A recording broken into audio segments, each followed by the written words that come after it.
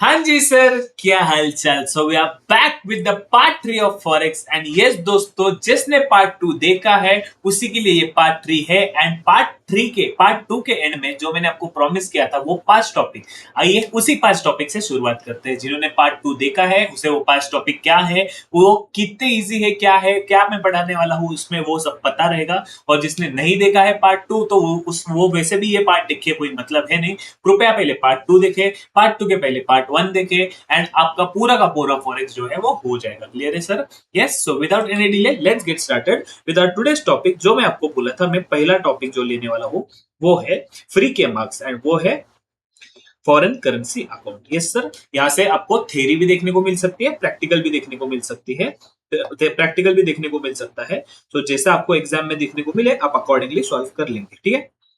So foreign currency accounts क्या है? Foreign currency accounts are basically three types of accounts. मतलब एक three type के अकाउंट्स का आपको क्वेश्चन करना पड़ता है। सबसे पहले आता है nostro account, vostro account and loro account. Loro account एक ऐसा नाम है सर, ये जो नाम है वही है। ठीक है। तो नोस्ट्रो अकाउंट मतलब क्या? Your account with our account with you. इसका बैटरी खत्म हो गया, एक सेकंड।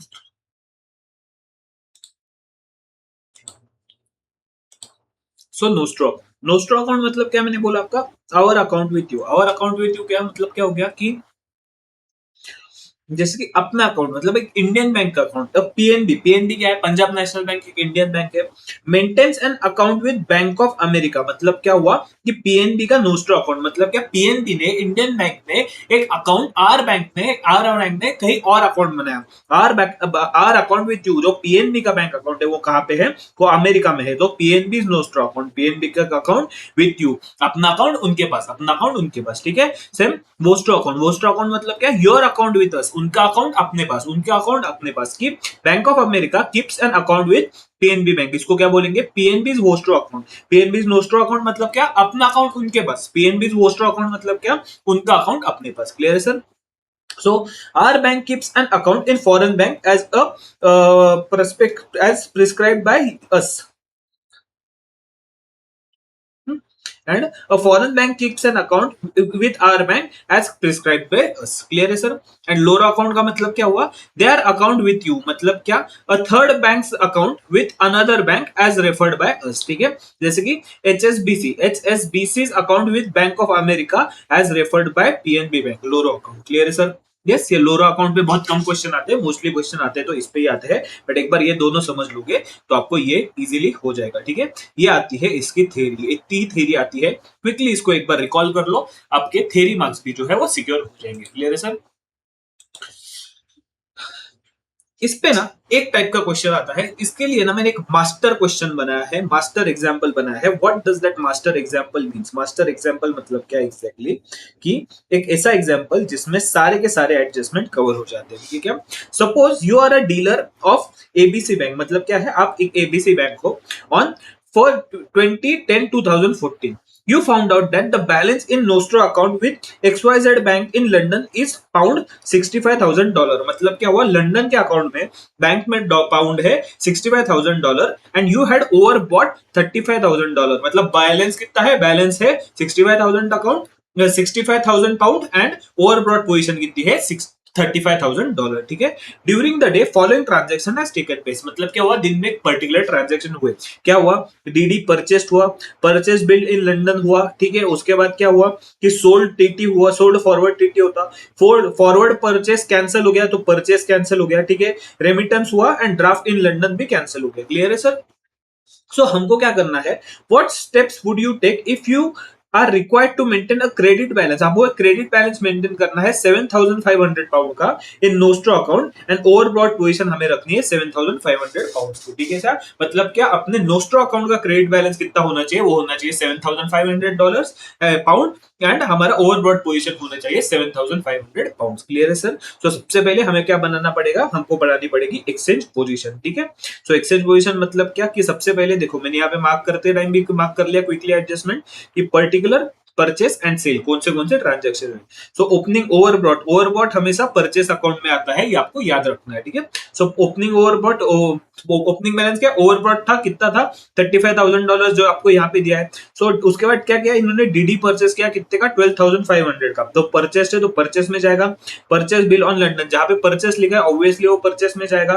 फिर सोल्ड लिखा है, ठीक है, परचेस कैंसिल लिखा है, रेमिटेड लिखा है एंड ड्राफ्ट कैंसिल लिखा है, ठीक है। सो ड्राफ्ट मतलब क्या, जो अपन इशू करते हैं वो हमने कैंसिल किया है। सो ड्राफ्ट इशू कैंसिल ये भी आएगा परचेस के हेड के अंदर। क्लियर है सर, यहाँ पे मैंने थोड़ा सा गलत मार्क कर दिया, ठीक है।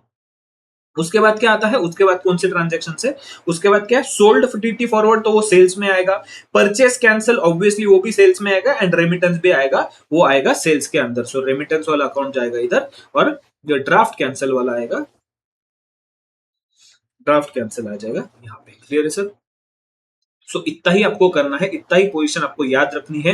प्लीज इसको एक बार क्विकली रिकॉल करो एंड इसको याद रखो। ये आपको ज्यादा कुछ याद नहीं करना है, बट इजीली ये एग्जाम में आपको स्कोर करके देगा। क्या करना है आपको, सिंपल दो तीन चीजों पे ध्यान रखना है। सबसे पहले, जो जहां जहां पे आपको ओवरबॉट पोजीशन आएगा तो वो जाएगा परचेस में, ठीक है। परचेस तो परचेस में ही जाएगा, परचेस परचेस में ही जाएगा। फिर उसके बाद क्या आ जाएगा, ड्राफ्ट कैंसल जाएगा, वो भी जाएगा परचेस में, क्योंकि ड्राफ्ट अपन इशू करते हैं। क्लियर है सर। एंड उसके बाद क्या आएगा, सबसे पहले सेल्स में क्या आएगा, ऑब्वियस है नाम में, सेल्स में एक तो सोल्ड आएगा, परचेस कैंसल आएगा और रेमिटेंस आएगा, ठीक है। सो जो पैसे यहाँ पे है वो सेल्स में आएगा। क्लियर है सर। सो आपको रिस्पेक्टिवली अकाउंट्स मिल गया। तो क्लोजिंग बैलेंस आपको देखना है, ओवरब्रॉट कितना है, तो यहाँ पे है 1,02,500, सो 82,500। सो परचेस का बैलेंस कितना है, परचेस का बैलेंस है 20,000 रुपीज। सो ओपनिंग बैलेंस कितना हुआ, क्रेडिट का nostro account cash position, credit कितना बैलेंस था 65,000, टीटी रेमिटेड 37,500। सो इनका क्लोजिंग बैलेंस आ गया 27,500। सो 65,000 से क्लोज हो गया। तो यहाँ पे आपको एक नोट लिखनी पड़ेगी, क्या नोट लिखनी पड़ेगी, to maintain a cash balance in nostro account of 7,500 you have to sell pound 20,000 in spot, which will bring overbought exchange position to nil. Hence bank require overbought position of 7,500, it has to buy some in forward market, the same in forward market. Clear है sir. सो ये वाला part जो है आपको सिर्फ याद रखना है कि एक्सचेंज पोजीशन में क्या आता है, एंड व्हाट वी से कैश पोजीशन, कैश पोजीशन मतलब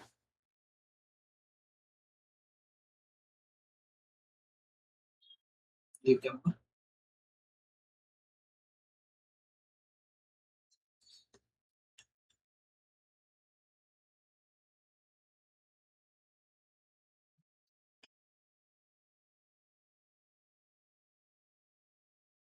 इस एक्सचेंज पोजीशन में क्या आता है and cash position, cash position मतलब नोस्ट्रो अकाउंट में आपको क्या आता है, प्लीज इसको क्विकली देख के रिकॉल करो, ठीक है। एंड आपको अगर कंक्लूजन कंक्लूजन देना रहेगा तो आप कंक्लूजन भी कैसे देखते हैं वो भी आपको यहाँ पे मेंशन किया हुआ है। Yes sir.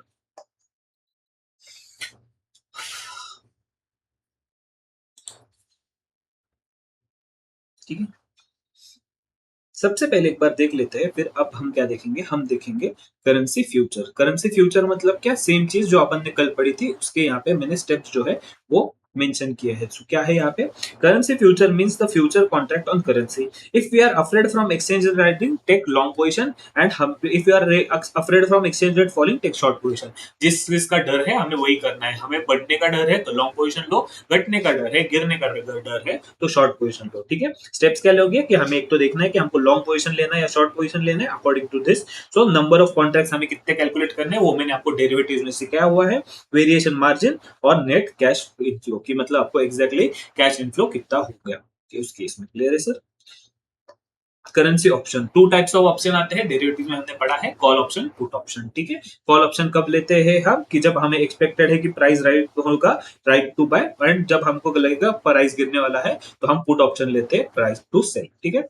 Option contract, option contract at rupees at 1.97, हमने 1.97 का कॉल ऑप्शन लिया। कॉल ऑप्शन लिया है मतलब क्या, जब इस प्राइस 1.97 के ऊपर जाएगी तब हम इसको एक्सरसाइज करेंगे। इसमें क्या कौन सी चीज है ऐड हो जाएगी, इसमें ऐड हो जाएगा प्लस प्रीमियम, ठीक है सर। सो सबसे पहले अपना एक्सपेक्टेड स्पॉट प्राइस कितना है 0.91 0.95, इन दोनों केस में तो ऑब्वियसली लैप्स हो जाएगा। ठीक है, हमको कॉस्ट क्या आ जाएगी, हमें प्रीमियम का कॉस्ट आ जाएगी। ठीक है, एंड यहाँ पे हम जो है ना एक्सरसाइज करेंगे इसके साथ, सो ये प्लस ये हमारा टोटल कॉस्ट बन जाएगा 2.01। क्लियर है सर? एंड अकॉर्डिंगली अपन इसके अकॉर्डिंग इसको कैलकुलेशन करके यहाँ पे दिखाएंगे। ठीक है, सो ये सेम चीज मैंने आपको डेरिवेटिव में भी बताई है, यहाँ पे भी बताई है, और इसको मैंने यहाँ पे क्विकली रिवाइज किया है ताकि आपको कोई भी प्रॉब्लम ना आ जाए। ठीक है, so total price for 3 lakh एन, टोटल प्राइस फॉर 3 लाख एन कैसे कैलकुलेट करेंगे? ऑब्वियसली आप इससे इसको मल्टीप्लाई करोगे तो आपको तीनों केस में आपको पता चल जाएगा कितनी आपकी अमाउंट पे करनी पड़ रही है एंड हर एक की प्रोबेबिलिटी कितनी आ रही है। 5,85,000 आने की प्रोबेबिलिटी इतनी है, इसकी इतनी है, इसकी इतनी है, इसका टोटल करके 1 कर बोलो मत कि सर इसकी प्रोबेबिलिटी 1 नहीं आ रही है, क्वेश्चन में जैसा दिया है आपको लेना पड़ेगा। ठीक है, और इसको आपको टोटल लेके आपको मिलेगी कि टोटल प्रोबेबिलिटी क्या है, उसमें आप क्या करोगे, इंटरेस्ट ऐड करोगे और आपको मिल जाएगा कैश आउटफ्लो आपका होगा 5,95,560। यस सर, ये सब अपन ने डेरिवेटिव्स में रिवाइज किया है, कल परसों रिवाइज किया, इसलिए मैं आज ये टॉपिक बहुत क्विकली दे रहा हूँ। जो टॉपिक मेरे को लगता है कि बहुत ज्यादा अपने पहले से रिवाइज हो चुके हैं, एंड जो टॉपिक एंड एंड में आ रहे हैं उसके मैं कंसेप्ट आपको बता दूंगा। आपको सिर्फ घर पे क्या करना है, क्विकली उसके क्वेश्चन सॉल्व करने हैं एंड ये चैप्टर को आपको दी एंड करना है। यस सर, बढ़ते आगे। Break even price, obviously BEP क्या रहेगा, कॉल ऑप्शन के केस में अपन प्रीमियम क्या करेंगे, ऐड करेंगे, एंड पुट ऑप्शन के केस में अपन प्रीमियम लेस करेंगे। ठीक है, इसमें इंटरेस्ट रहेगा तो वो भी यहाँ ऐड करेंगे, यहाँ पे लेस करेंगे, तो ये आपको मिल जाएगा बी पे इन डिफरेंस। सर अगर किसी को लॉजिक नहीं पता, किसी ने डेरिवेटिव्स नहीं देखा है, तो मैं आपको बता दूं कि कॉल ऑप्शन अपन कब एक्सरसाइज करते हैं, जब प्राइस राइज होगी। ठीक है, ऑब्वियसली तब जब बढ़ेगी तब अपना फायदा होगा। सो फॉर एग्जांपल यहाँ पे आपने क्या लिया था, इसके ऊपर जब प्राइस जाएगी तो फायदा होगा, बट इसके ऊपर आपको कॉस्ट कौन सी लगी, आपको लगी कॉस्ट प्रीमियम की। सो आपने यहाँ पे प्रीमियम ऐड किया। ठीक है, एंड अगर कोई इंटरेस्ट रहेगा तो ऐड किया, तब आपको मिल जाएगा कि ब्रेक इवन प्राइस, अगर पॉइंट फॉर एग्जांपल से यहाँ पे 2.05 इसकी ब्रेक इवन प्राइस आ गई प्लस इंटरेस्ट करके, तो इसके ऊपर जब अमाउंट जाएगी तब आपका फायदा होगा। ठीक है, और पुट के केस में जब गिरेगी तब फायदा होता है, इसलिए अपन माइनस करते हैं उसको। Yes sir, comparison of total cost under क्या ऑप्शन और future contract. Obviously future contract में क्या होता है, फ्यूचर कॉन्ट्रैक्ट में प्राइस जो है वो लॉक हो जाती है हर बार। ठीक है, सो मतलब एक बार अपन ने 1.62 पे फ्यूचर कॉन्ट्रैक्ट किया तो हर बार मेरी प्राइस कितनी रहेगी, 1.62 रहेगी। बट यहाँ पे ऑप्शन कॉन्ट्रैक्ट में क्या होगा कि हमें क्या करना पड़ेगा, ये तीन चीजों को ऐड करना पड़ेगा, फिर हमको दिखेंगे कि इसमें एक्चुअल में कॉस्ट कितनी गिर रही है। तो जैसे कि हर एक केस में जैसे जैसे मेरी प्राइस बढ़ती है वैसे वैसे मेरा कॉल ऑप्शन की कॉस्ट भी चेंज हो जाएगी। तो यहाँ पे इतनी आई, यहाँ पे इतनी आई, यहाँ पे इतनी आई, यहाँ पे इतनी आई, यहाँ पे इतनी आई रिस्पेक्टिवली। ठीक है, एंड 0.62 यहाँ पे भी 0.62 पड़ रहा है, यहाँ पे भी 0.62 पड़ रहा है, तो ये हो गया अपने लिए इंडिफरेंस पॉइंट। तो इसके नीचे रहेगा तो हमें कॉल ऑप्शन लेना चाहिए क्योंकि यहाँ पे प्राइस कम आ रही है, एंड इसके ऊपर रहेगा तो हमें फॉरवर्ड लेना चाहिए क्योंकि यहाँ पे प्राइस फिक्स होती है, इसके ऊपर प्राइस जाएगी नहीं। सेम कंसेप्ट जो डेरिवेटिव में थे वही के वही कॉपी पेस्ट हम यहाँ पे यूज कर रहे हैं। ठीक है सर, कैंसलेशन ऑफ फॉरवर्ड, अब ये वाला पार्ट जो है यहां से अपने ट्रिकी पार्ट जो है वो शुरू हो जाते हैं। Cancellation of forward, roll over and extension, and उसके बाद आता है ऑटोमेटिक कैंसलेशन। ठीक है, लास्ट के 3 टॉपिक, एंड ये पूरे फॉरेक्स के सबसे डिफिकल्ट 3 टॉपिक आते हैं। क्यों? क्योंकि इस पे मल्टीपल कैलकुलेशंस करनी रहती है। अगर आपने इसके क्वेश्चन सॉल्व किए रहेंगे तो आपको पता रहेगा। ठीक है, एक बार इसको रिवाइज कर लो, अगर आपको करना है तो क्विकली पानी वगैरह पी लो, एंड आप हम इस आगे के टॉपिक को कंटिन्यू करते हैं। अगला टॉपिक आता है कैंसिलेशन ऑफ फॉरवर्ड। ठीक है, अब ये जितना इजी फॉरवर्ड कॉन्ट्रैक्ट था ना, उतना ही difficult cancellation of forward topic है। सर आप क्या डरा रहे हो क्या? नहीं, मैं सिर्फ आपको बता रहा हूं कि आपको इसमें कुछ स्टेप्स फॉलो करने रहते हैं। जो स्टेप्स मैं आपको बता रहा हूं, क्वेश्चन को उस तरीके से सॉल्व करना, आपका क्वेश्चन सॉल्व हो जाएगा। ठीक है, यहाँ पे मैं बहुत ही अपनी जो एग्जाम रिलेटेड जो प्रॉपर कंटेंट है मैं उतना बताने वाला हूँ, क्योंकि ये टॉपिक बहुत ही ज्यादा बोलते हैं, लास्ट के 3 टॉपिक है,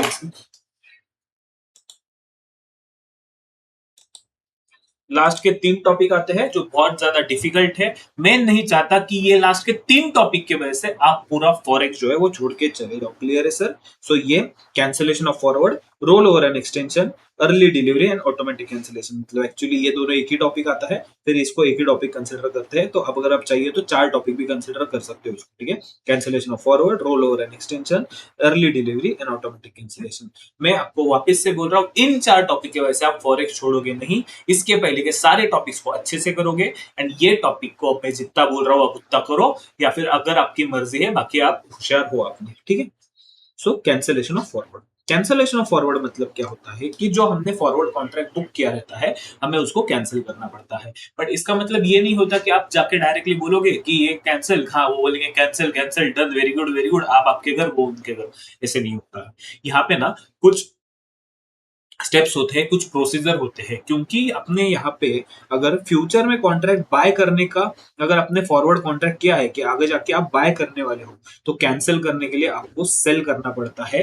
एंड रिस्पेक्टिवली आपको अपोजिट पोजीशन लेनी पड़ती है उस डे से वहां के डेट तक में। अगर 6 महीने पहले अपन ने कॉन्ट्रैक्ट किया था, बट 3 महीने बाद आपको कॉन्ट्रैक्ट करना है, तो आपको 3 महीने का कॉन्ट्रैक्ट करना पड़ता है अपोजिट का। अगर यहाँ पे अपने बाय का किया रहेगा तो आपको सेल का करना पड़ेगा। एंड वो सब स्टेप आपको ऊपर के डबल कैलकुलेट करने पड़ते हैं। तो इसको कैसे करते हैं?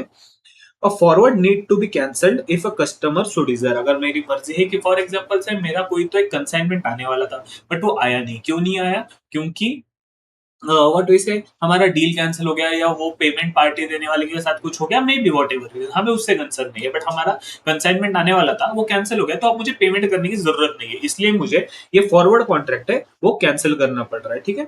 This cancellation would involve taking an opposite position with reference to current position. मतलब क्या, मेरी अगर बाय पोजीशन है तो मुझे सेल पोजीशन करनी पड़ेगी, मेरी सेल पोजीशन है तो मुझे बाय पोजीशन करनी पड़ेगी। क्लियर है sir? Importer selling contract by bank, cancel by bank. मतलब फॉर एग्जांपल एक इंपोर्टर है, इंपोर्टर को क्या करेगा, इंपोर्टर को पेमेंट करना पड़ेगा। तो पेमेंट करने के लिए उसने बाय कॉन्ट्रैक्ट किया रहेगा कि उसको, अगर उसने दुबई से कुछ माल मंगाया है तो उसको दिरहम लेने पड़ेंगे, तो उसने दिरहम बाय करने का कॉन्ट्रैक्ट किया रहेगा, तो उसको वो कैंसिल करेगा। कैसे कैंसिल करेगा? सेलिंग के साथ, ठीक है। अ कैंसिलेशन में बी डन इधर ऑन ड्यू डेट और बिफोर ड्यू डेट। मतलब ड्यू डेट पे कर सकते हो और उसके पहले भी कर सकते हैं, ठीक है। यूजिंग ड्यू डेट पे करोगे तो स्पॉट रेट करेगा, और फॉरवर्ड के साथ करो, अगर फ्यूचर, अगर बिफोर करना है तो फॉरवर्ड रेट के साथ करना है। एंड आपको गेन और लॉस टू कस्टमर कैलकुलेट करना रहता है, ठीक है। ये था कुछ सिंपल स्टेप्स आपको जिसमें कैलकुलेट करने हैं। मतलब क्या, आपने एग्जिस्टिंग जो स्टेप्स फॉलो किए थे उसके साथ आपको एडिशनल कुछ स्टेप्स फॉलो करने पड़ेंगे। कि अगर आपने बाय के स्टेप्स फॉलो किए थे तो आपको सेल के स्टेप्स फॉलो करने पड़ेंगे। अगर आपने 6 महीने पहले कॉन्ट्रैक्ट किया था, 3 महीने हो चुके हैं, तो आपको अब 3 महीने फॉरवर्ड के सेल के स्टेप्स फॉलो करने पड़ेंगे। क्लियर है सर? और इन दोनों में एक तो आपको गेन भी हो सकता है या लॉस भी हो सकता है। क्लियर है सर? ये था कैंसिलेशन ऑफ फॉरवर्ड, ठीक है। इसी से कनेक्टेड आता है roll over and extension. Roll over and extension मतलब क्या होता है कि जैसे कि मैंने आपको बोला ये 3 टॉपिक है। 3 टॉपिक क्यों है? क्योंकि ये दोनों टॉपिक है ना ऑलमोस्ट सिमिलर ही है। इसका मतलब क्या होता है? Roll over means exist extending the due date from honouring the contract. मतलब क्या, मेरा कॉन्ट्रैक्ट पहले कितने का था? मेरा कॉन्ट्रैक्ट था पहले 6 महीने का। अब 3 महीने बाद मुझे पता चला कि मेरा माल और 3 महीने बाद, मतलब 3 महीने के और 3 महीने, मतलब 9 मंथ्स के बाद आने वाला है। तो अभी मुझे कितना कॉन्ट्रैक्ट एक्सटेंड करना है? देखो यहाँ पे मेरे 6 महीने पहले मैंने कॉन्ट्रैक्ट किया था, तो 6 महीने का मैंने कॉन्ट्रैक्ट किया था कि मेरा गुड्स 6 महीने बाद आने वाला है। 3 महीने के बाद मुझे समझा ये 6 महीने के बाद नहीं, और 9 मंथ्स, मतलब यहाँ से ये और 6 मंथ्स डिले होने वाला है, तो मुझे कॉन्ट्रैक्ट 3 महीने से एक्सटेंड करना पड़ेगा। बट ये कॉन्ट्रैक्ट कभी भी ऐसे एक्सटेंड नहीं होता है, उसके लिए आपको ये ऊपर के कैंसिलेशन वाले स्टेप्स को फॉलो करना पड़ता है। This involves cancellation of original position, and उसके बाद आपको एक नए कॉन्ट्रैक्ट में एंटर करना पड़ता है, ठीक है। सो इसलिए मैंने बोला था ये दो है वो सिंगल टॉपिक आता है, एंड बाकी के 2 टॉपिक अलग आते हैं। क्लियर है सर? सो इसमें आपको क्या करना है, इसमें आपको क्या करना है, पहले जो फॉरवर्ड कॉन्ट्रैक्ट आपने किया था वो आपको कैंसिल करना है, एंड वापिस से आपको नए कॉन्ट्रैक्ट में एंटर करना पड़ेगा। बट इसको ऐसे नहीं हो सकता है कि 6 महीने 3 महीने को और 3 महीने के लिए एक्सटेंड करें, ऐसे नहीं होता है। उसके लिए आपको सबसे पहले कैंसिलेशन के स्टेप्स फॉलो करने पड़ेंगे, फिर उसके बाद एक्सटेंड कर पाओगे, ठीक है। कैंसिलेशन के स्टेप्स क्या थे? सबसे पहले मुझे एक बात बताओ कि आपने पहले बाय पोजीशन लिया रहेगा तो आपको सेल पोजीशन लेना पड़ेगा, सेल पोजीशन रहेगा तो आपको बाय पोजीशन लेना रहेगा, मतलब अपोजिट स्टेप्स आपको फॉलो करने पड़ेंगे, ठीक है। और यहाँ पे आपको रिस्पेक्टिवली वापस से, मतलब यहाँ पे क्या हो जाएगा, पहले आपका बाय था, ये कैंसिल करने पड़े आपको सेल करना पड़ा, एंड वापस से आपको न्यू कॉन्ट्रैक्ट बाय का ही करना पड़ेगा ऑब्वियसली, क्योंकि आप बाय को एक्सटेंड करने वाले थे ना, तो वापस से वो सेल कॉन्ट्रैक्ट नहीं होगा। यस, अर्ली डिलीवरी और कैंसिलेशन बिफोर मैच्योरिटी। एक काम करो, इसको एक बार देख लो, ठीक है, छोटू सा पार्ट है, इसको देख लो।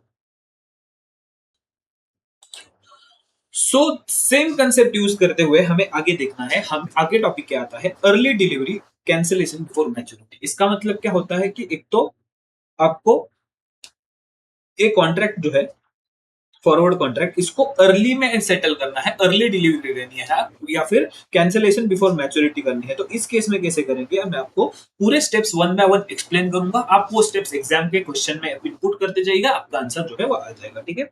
एनी गेन और loss will be recovered from customer extra transaction because of customer. मतलब क्या, ये क्यों करना पड़ रहा है, ये इसके लिए करना पड़ रहा है क्योंकि ये कस्टमर की गलती है, ठीक है, ये बैंक की गलती नहीं है। कस्टमर ने, आप बोलोगे सर कस्टमर की क्या गलती, वो तो उसके अगले पार्टी ने किया, नहीं, जो है वो कस्टमर के वजह से है, वो कस्टमर जाने और वो उसके अगली पार्टी जाने, कस्टमर को वो अगली पार्टी से रिकवर करना है या उसको बैंक से कुछ लेना है ना, नहीं है। बैंक बोलेगी कि हम लोग तो इस तुमसे ही रिकवर करेंगे, क्लियर है सर। सो इसके लिए कुछ स्टेप्स कैसे फॉलो करेंगे, सबसे पहले स्टेप आता है कैलकुलेशन ऑफ गेन और लॉस। हमको गेन और लॉस कैलकुलेट करना है कि अब स्टेप वन में एक पार्ट, ठीक है, bank purchase at forward rate to counter original from another bank, ठीक है। ऑब्वियसली हमने क्या बोला था, बैंक क्या करेगी, बैंक दूसरे बैंक के साथ एक ये करती है कि बैंक ने इंटर बैंक ट्रांजेक्शन किए रहते हैं। और इसमें ना एक और मैं चीज आपको बताया नहीं था, बट अभी ये एक एग्जांपल के लिए सॉल्व करना इंपॉर्टेंट है, क्योंकि मैंने आपको क्या बोला था, ये वाला पार्ट में सिर्फ आपको उतना रिलेवेंट बता रहा हूँ जिससे आप एग्जाम के क्वेश्चन सॉल्व कर पाओ। अगर मैं बहुत डिटेल में जाऊँ ना तो मे बी ऐसे हो सकते हैं कि आप जितना फॉरेक्स करने वाले थे वो करोगे नहीं, ठीक है। तो ये बेसिकली क्या होता है, जब भी ऐसी बैंक कोई भी ट्रांजेक्शन में एंटर करती है ना, बैंक अपनी पोजीशन को ना नेकेड नहीं रख सकती, नेकेड मतलब क्या, ओपन नहीं रख सकती, उनको वो पोजीशन जो है हेज करनी पड़ती है, हेज करके चलनी हुई पड़ती है, ठीक है। So at this time bank is a customer at sell rate, ठीक है। मतलब क्या, जब बैंक हेज करेगी दूसरे बैंक के साथ, सो वहां पे वो है ना एज अ बैंक ही बैंक ट्रीट नहीं होगी, वो एज अ दूसरे बैंक की कस्टमर ट्रीट होगी। So at this time bank is a customer और बैंक के लिए भी सेल रेट अप्लाई होगा, ना कि इंटर बैंक रेट, क्लियर है sir. So bank sell at spot rate as bank is buying from customer at spot rate, ठीक है। ऑब्वियसली बैंक अगर कस्टमर से स्पॉट रेट पे बाय कर रही है तो इमीडिएटली वहां पे स्पॉट रेट पे सेल करेगी। सो जो होगा वो होगा लॉस, ए माइनस बी, ये ए माइनस बी जो होगा लॉस, ठीक है, इनटू कॉन्ट्रैक्ट साइज, और टोटल लॉस आपको मिल जाएगा, क्लियर है सर। ये हो गया अपना step loss calculation of gain और लॉस, ठीक है। तो सबसे पहले हमने क्या किया,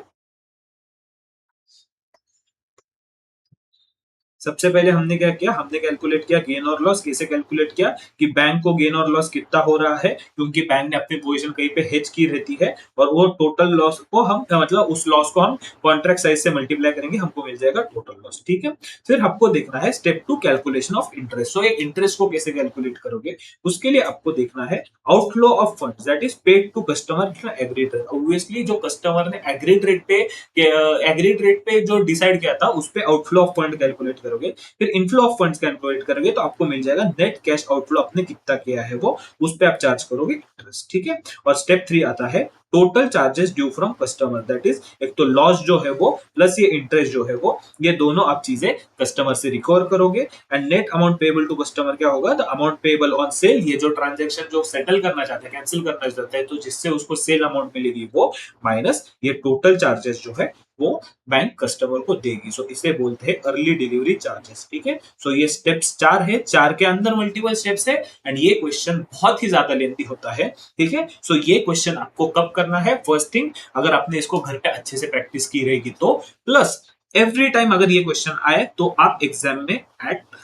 एंड करोगे, ठीक है, एंड में ये सॉल्व करोगे। अगर ये बीच में आपने सॉल्व किया तो ये बहुत ज्यादा टाइम कंज्यूम करेगा आपका, एंड आपका पेपर छूटने के चांसेस होते हैं, क्लियर है सर।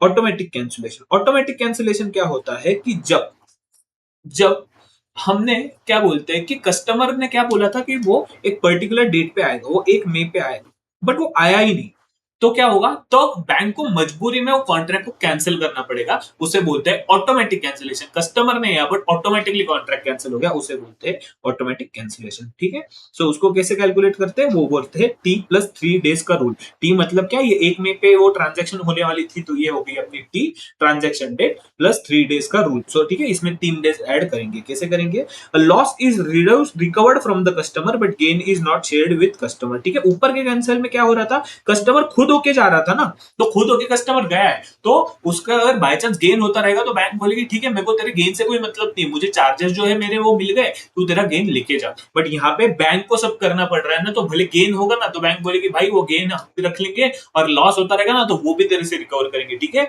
इसलिए कभी भी किसी को कोई कमिटमेंट करो तो फुलफिल करो, ऐसे डायरेक्टली भाग नहीं जाना चाहिए, ठीक है। If customer does not come till due date but comes within 3 days from the due date, in this case there are three possibilities. He can cancel the contract जो हमने ऊपर पढ़ा, he can execute the contract मतलब normal scenario, he can extend the contract जो हमने ऊपर पढ़ा, cancel करके वापस से new contract लेना पड़ेगा। In all three situations the original contract will be cancelled obviously and the following amount will be recovered by bank from the customer। तो बैंक कुछ चार्जेस जो है उससे रिकवर करेंगे। कौन सा? Swap loss. स्वैप लॉस मतलब क्या? जो हमने बोला था इंटर बैंक में जो उनको ट्रांजेक्शन करना पड़ता है वो कैंसिलेशन चार्जेस बैंक उससे लेगी, and interest on outflow of fund due to due from due date till the date of cancellation, मतलब ये plus till the date of actual में कैंसिलेशन होता है, ठीक है। If customer comes after 3 days, 3 days के बाद आया तो क्या होगा, ठीक है। ये तो सिचुएशन मैंने क्या बोला कि कस्टमर 3 डेज के अंदर आया, तो अगर कस्टमर 3 डेज के बाद क्या आया था, तो contract shall automatically be cancelled on third day and following charges will be recovered from customer. एक तो swap loss, cancellation charges and interest for maximum period of 3 days, ठीक है। सो ये था अपने फॉरेक्स का लास्ट के 3 टॉपिक जो मैंने आपको बताया था, हर एक चीज मैंने आपको बताया हुआ है। इसके साथ आपका पूरा का पूरा फॉरेक्स जो है वो खत्म हो जाता है। मैंने आपको जो टॉपिक मार्क करके दिए प्लीज उसको करके जाओ, उसको करने में ज्यादा टाइम नहीं लगेगा। ये वाले टॉपिक्स आपको जेन्युइनली बहुत डिफिकल्ट जा सकते हैं। अगर आप चाहते हो तो मैं इसके ऊपर एक क्वेश्चन सॉल्विंग वीडियो भी लेके आ सकता हूँ, उसके लिए आपको नीचे कमेंट करना पड़ेगा, ठीक है। बट अगर इसके साथ साथ आपको कोई हाँ, मैं एक वीडियो लेके आने वाला हूँ एमसीक्यू का, जहां पे मैंने एमसीक्यू का एग्जाम में कैसे 50 out of 30 out of 30 score किए थे, आप भी कैसे कर पाओगे उसके रिलेटेड में वीडियो लेने वाले हूँ। तो वो वीडियो आप जरूर से देखना, वो आपको एग्जाम में बहुत ज्यादा हेल्प करेगा, ठीक है। सो ये था अपने पूरे फॉरेक्स का रिविजन लेक्चर। मैंने ऑलमोस्ट सारे लेक्चर्स डाले हुए हैं, बस इन्वेस्टमेंट डिसीजन बाकी है जो मैं 1-2 दिन में डाल दूंगा, ठीक है सर। तो मिलते हैं आपके साथ अगले रिविजन वीडियो में या फिर अगले वीडियो में। तब तक के लिए this was CA Utkarsh Mehta signing off over and out.